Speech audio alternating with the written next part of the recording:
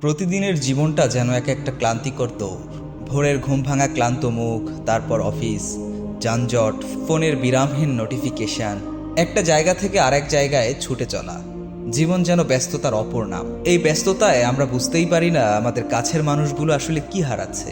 একটা চুপচাপ বসে থাকা মুখ, দুটো ছোট্ট হাত যে শুধু বাবার কোলে উঠতে চায়। একটা নীরব প্রশ্ন, কবে শেষ হবে এই ব্যস্ততা?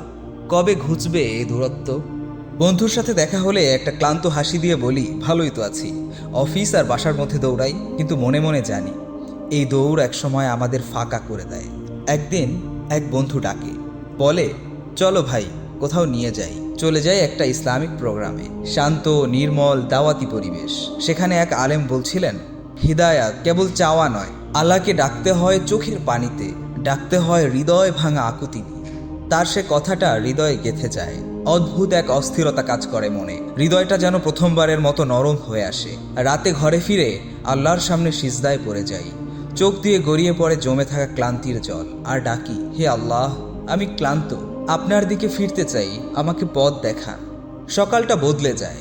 পরিবারের হাসিমাখা মুখ, সন্তানের কোমল স্পর্শ, স্ত্রীর তৃপ্তির নিঃশ্বাস, জীবনটা বদলে গেল। আল্লাহর নূর ফিরিয়ে আনলো হারিয়ে যাওয়া শান্তি। হ্যাঁ, আসল প্রশান্তি, আসল তৃপ্তি আল্লাহর পথে ফিরে আসলেই।